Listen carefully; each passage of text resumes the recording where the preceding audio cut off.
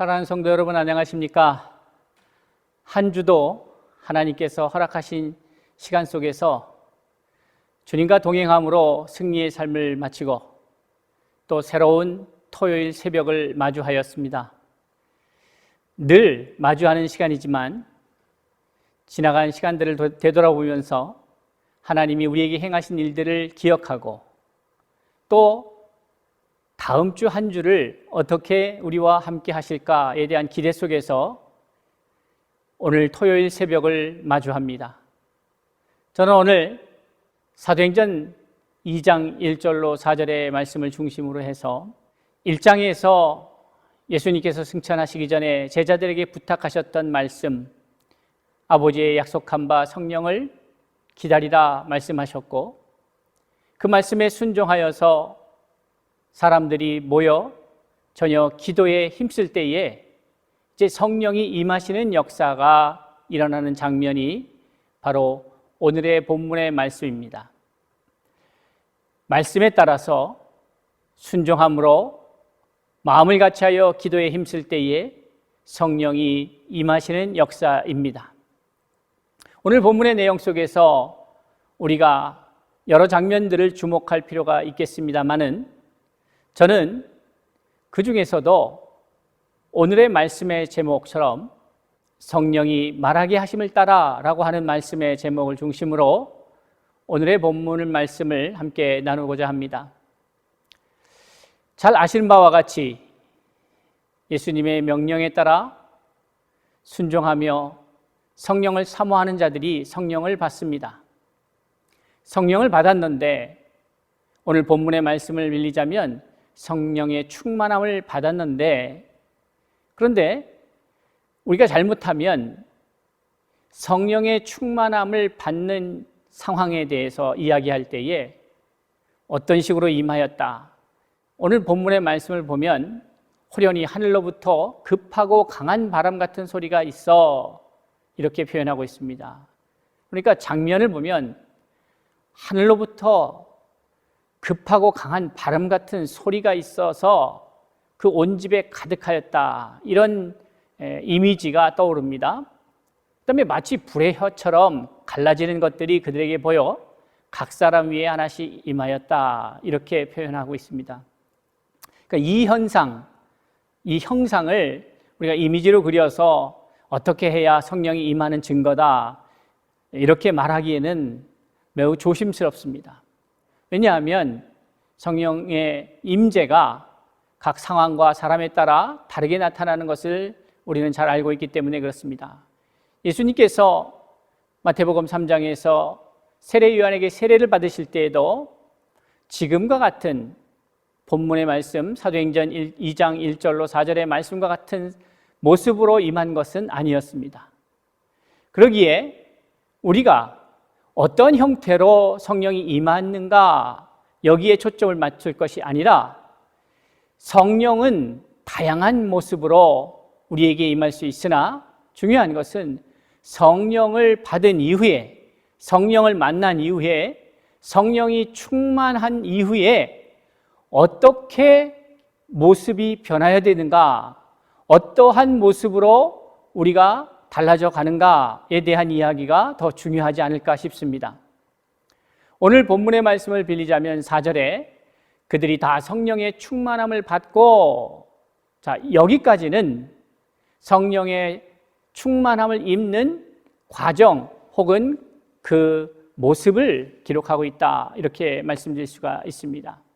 그런데 다음 장면이죠. 성령이 말하게 하심을 따라.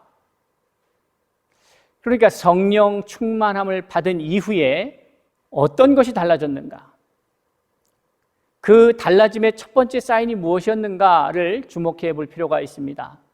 바로 성령이 말하게 하심을 따라 말하기 시작했다는 것이죠. 근데 여기서 중요한 것은 성령이 말하게 하심을 따라라는 지점입니다. 그러니까 성령께서 말씀하시는 것이죠.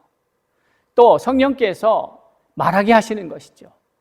그러기 위해서 우리는 성령의 음성에 귀 기울여야 하고 성령의 뜻이 무엇인지 날마다 분별해야 합니다.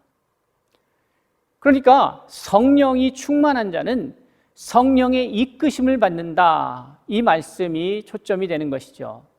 자, 그러면 이 이야기를 이제 요한복음 1장으로 가서 우리가 한번 살펴보겠습니다.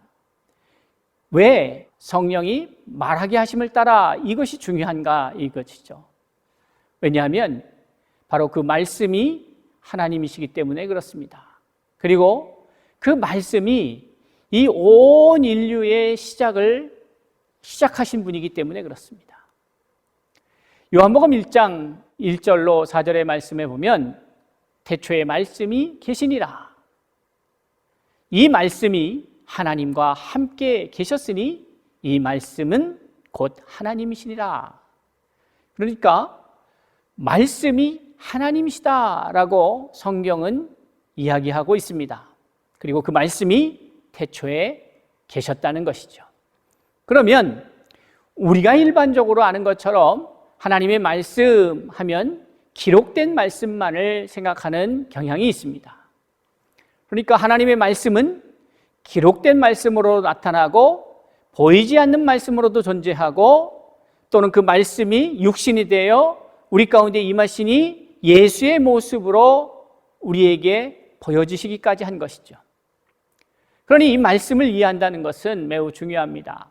그리고 말씀과 더불어 살아간다는 것은 단순히 말씀을 암송한다는 이야기가 아닌 것이죠. 그러니까 기록된 말씀이 있고 또 기록되지 않았으나 기록되기 이전에 문자와 글자가 나오기 이전에 존재하셨던 말씀, 바로 하나님이시다. 이렇게 요한은 우리에게 증거하고 있습니다. 그 말씀이 만물이 그로 말미암아 지은 바 되었으니 지은 것이 하나도 그가 없이는 된 것이 없다. 여러분, 창세기에 가서 말씀을 들여다보면 하나님의 말씀이 선언되면서 창조의 역사가 시작되는 것을 볼 수 있습니다. 그래서 우리가 이제 창세기의 말씀을 기억하고 다시 요한복음 1장으로 가서 보면 4절에 그 안에 생명이 있었으니 이 생명은 사람들의 빛이라 이렇게 말씀하고 있어요. 말씀이 하나님이시고 그 말씀이 창조를 주도하셨고 그 말씀 안에 생명이 있었다. 그러니까 그 말씀 안에 있는 생명이 이제 인간에게 불어넣어지면서 생명이 되었다라고 우리는 창세기에서 확인할 수가 있는 것이죠. 자, 그렇다면 이제 말씀이라고 하는 것, 말씀이 하나님 되심에 대해서 우리가 생각했다면 이제 왜 모든 하나님의 사람들이 성령을 경험한 이후에 말씀이 행하시게 함에 따라 혹은 말씀이 인도함에 따라 혹은 말씀이 우리에게 임하여 그 말씀이 우리를 이끄시는 대로 이러한 표현들이 의미가 있는가 혹은 그래야만 하는가에 대한 이야기를 저는 지금 하려고 하는 것이죠. 창세기의 말씀으로 넘어가서 보면 창세기 1장 3절에 보니까 하나님이 이르시되 빛이 있으라 하시니 빛이 있었고 라고 말씀하고 있습니다. 여러분, 그러니까 창조의 시작도 하나님께서 빛이 있으라 이렇게 말씀하시면서 시작이 됩니다. 그러니까 하나님의 창조 역사의 시작이 하나님이 이르시되라는 말씀으로 시작되는 것이죠. 이것은 매우 중요합니다. 그러니까 인간의 역사 속에서 하나님의 역사를 볼 때에 반드시 우리가 봐야 되는 부분이 무엇인가 하면 바로 말씀이 주도하는 역사였다라는 것이죠.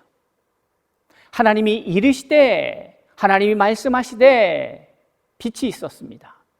그리고 창세기 7장 1절에 가보면 노아라고 하는 인물과의 하나님과의 만남의 역사도 가만히 들여다보면 어떻게 시작하느냐? 여호와께서 노아에게 이르시되 이렇게 말씀하고 있습니다. 그러니까 하나님께서 노아에게 말씀하신 것이죠. 노아가 하나님을 찾아간 것이 아니라 하나님이 찾아오셔서 노아에게 말씀하시는 것으로부터 관계가 시작이 됩니다.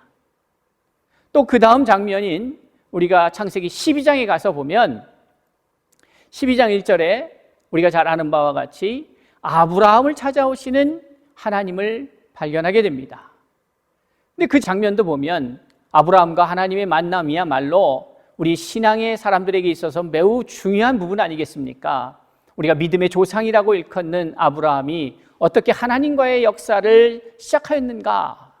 근데 그 장면을 보면 창세기 12장 1절은 이렇게 시작합니다.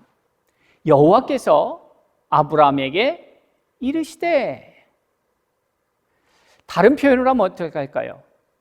하나님께서 아브라함에게 말씀하시되, 이렇게 표현할 수도 있겠죠.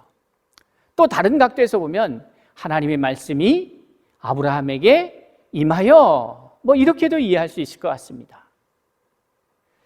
또 잘 아는 바와 같이 출애굽기 3장 4절에 보면 모세가 하나님을 만나는 장면입니다.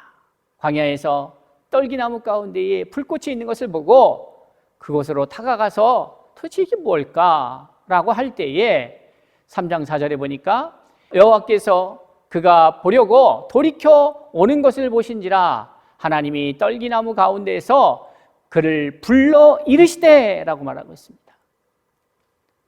이르시되, 아브라함에게도 이르시되, 노아에게도 이르시되, 다시 말해서 말씀이 먼저 등장하는 것이죠. 말씀이 우리에게 임할 때에, 말씀이 우리에게 다가올 때에 역사가 시작이 되는 겁니다.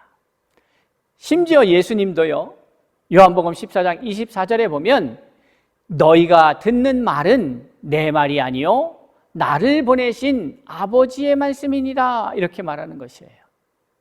이게 무슨 말인가 하면은 노아도 아브라함도 모세도 말씀을 듣고 그 들은 말씀에 따라서 말하고 행동하고 움직였다는 사실입니다.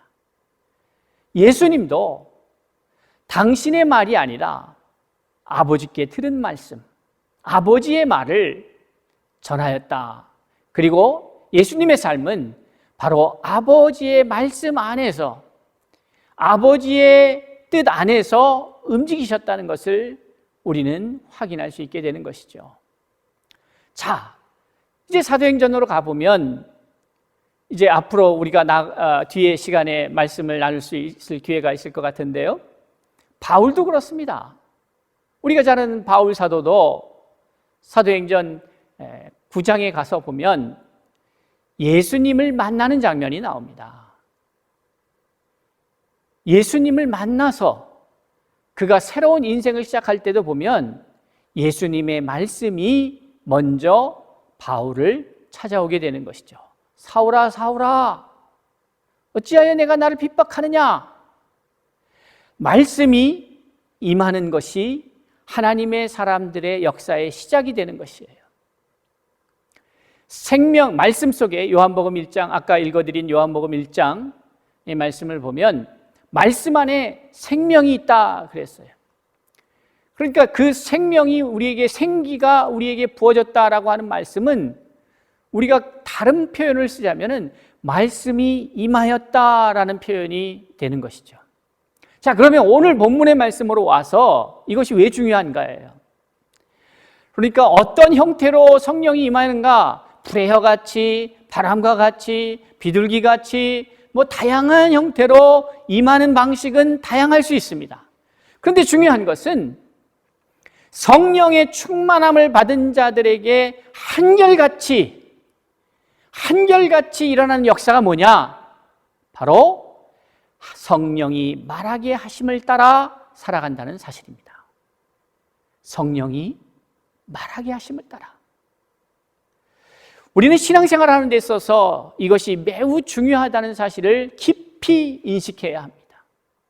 그러니까 내 감정대로가 아니고, 내 성격대로가 아니고, 내 취미대로도 아니고, 내 형편대로도 아니고, 바로 성령의 말씀을 따라서 성령이 말하게 하심을 따라 말하고 성령이 말씀하신 대로 행동하고 성령이 이끄시는 대로 가는 것이 하나님의 사람인 것을 우리는 깨달아야 합니다.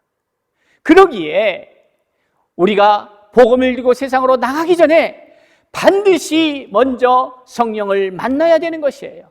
성령을 기다려야 하는 것이에요. 성령을 기다려서 만나야만, 그래야만 역사가 시작되기 때문에 그렇습니다. 그렇지 않으면, 성령을 만나지 아니하면 성령 없이 교회 일을 하고 성령 없이 목회를 하고 성령 없이 전도를 하고 성령 없이 주의 일을 하다 보면 성령의 말씀을 따라, 성령이 말하게 하심을 따라가 아니라 내가 하고 싶은 대로, 나의 욕구대로, 나의 욕망대로, 결국에는 하나님의 일이라고 말하고 있지만 그러나 자신의 욕망을 채우는 도구로 하나님을 사용하고 마는 이런 엄청난 죄가 우리의 사역 속에 나타날 수 있음을 우리가 기억해야 합니다. 사랑하는 성도 여러분, 왜 예수님께서 마태복음을 마무리하면서 가서 모든 족속으로 제자를 삼아라,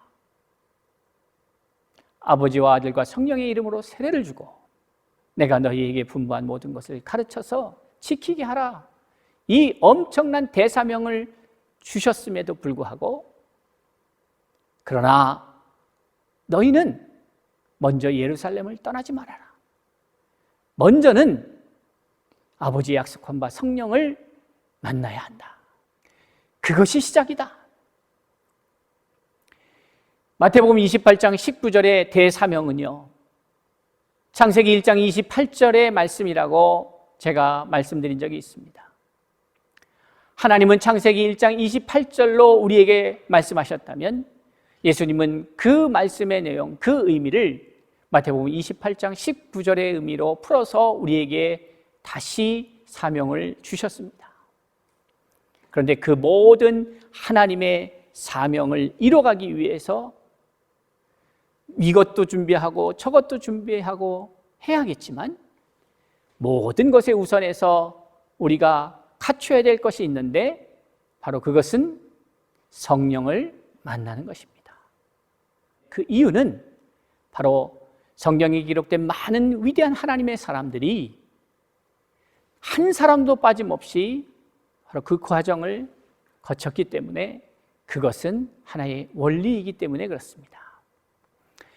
여러분, 구약의 성경, 신약의 성경 통틀어서 여러분이 생각할 때에 가장 많이 표현되고 있는 말씀이 무엇이라고 생각합니까? 저는 이런 의미의 말씀이 가장 많이 표현되고 있다고 생각되어집니다. 바로 무엇인가? 하나님이 이르시되, 하나님이 말씀하시되, 하나님의 말씀이 주의 사자에게 임하사 등등, 하나님의 말씀이 하나님의 사람에게 주어지는 그 원리가 계속해서 반복되고 있음을 우리는 보게 됩니다.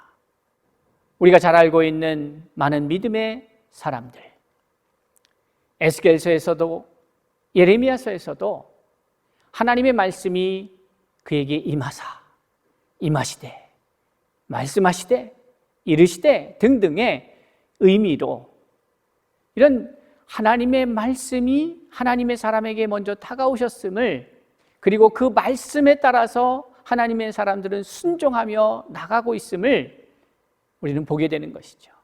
그러니까 정리하자면 그렇습니다. 성령이 말하게 하심을 따라라고 하는 이 말씀은 우리가 왜 성령을 받아야 하는지에 대해서 명확하게 그 이유를 설명하고 있다. 성령을 받아야 성령의 이끄심을 받을 수 있기 때문에 그렇습니다.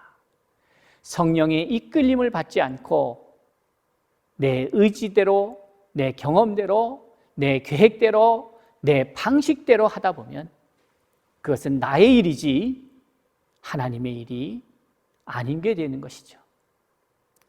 사랑하는 성도 여러분, 우리에게 많은 기회와 많은 시간이 있는 것 같으나 사실 어찌 보면 너무나도 빠르게 그 시간들과 기회들이 지나가고 있습니다. 이때 우리가 해야 될 것이 무엇일까? 우리는 생각해야 합니다. 어떻게 하면 하나님의 뜻을 이루는 삶을 살 것인가? 그러기에 바울 사도가 우리에게 주시는 말씀도 마음을 새롭게 하고 변화를 받아서 하나님의 선하시고 기뻐하시고 온전하신 뜻이 무엇인지 분별하는 것이 우리가 살아가야 할 삶인 것. 왜 분별합니까? 바로 그 하나님의 뜻을 알아야 그 하나님의 뜻대로 살아갈 수 있으며 그 하나님의 뜻을 수행할 수 있기 때문에 그렇습니다. 사랑하는 성도 여러분, 내 뜻이 아닙니다. 내 의지가 아닙니다. 그런데 믿음의 삶을 사는 모든 사람들은 다 제가 드린 이 말씀대로 내 뜻대로 살고 싶지 않습니다. 내 의지대로 살고 싶지 않습니다. 내 방식대로 주의 일을 하고 싶지 않습니다. 다 이렇게 한결같이 말씀들을 하십니다. 그런데 결과적으로 왜 그렇게 될까요? 그것은 성령이 이끄시는 대로 가지 않기 때문에 그렇습니다. 성령이 말씀하심에 따라 말하게 하심에 따라 그러기 위해서는 성령의 충만함을 받아야 합니다. 성령의 충만함을 받고 그 뒤에 나오는 말씀이 성령이 말하게 하심을 따라라는 말씀입니다. 사랑하는 성도 여러분, 이렇게 할 때에 어떤 일이 벌어지냐 보니까 상상할 수 없는 일, 나로서는 이해할 수 없는 일, 나는 행할 수 없었다고 생각하는 일들이 벌어집니다. 바로 한 언어로 이야기했는데 각자 모든 사람들이 자신의 언어로 듣고 있는 이 놀라운 역사가 일어나고 있다는 사실입니다. 사랑하는 성도 여러분, 저와 여러분은 하나님의 은혜 가운데에서 하나님의 자녀가 되었습니다. 그러나 자녀가 되었을 뿐만이 아니라 하나님의 자녀로서 살아가야 될 사명까지도 받았습니다.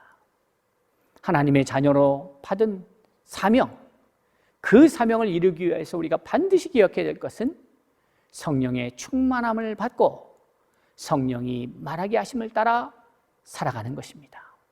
성령의 말하게 하심을 따라 말하고 성령께서 명하신 말씀에 따라 살아가는 그 삶이야말로 우리가 우리의 인생 속에서 살아가야 할 축복된 삶임을 기억하면서 오늘 하루도 주의 인도하심을 구하고 내일도 다가올 미래도 주의 말씀하심에 따라 주의 뜻에 따라 말하고 행동하여 살아내어 우리의 삶이 하나님 앞에 예배가 되고 우리의 삶을 통하여 복음이 생명이 온 세상 끝까지 흘러가는 놀라운 축복의 삶이 될 수 있기를 주의 이름으로 축복합니다.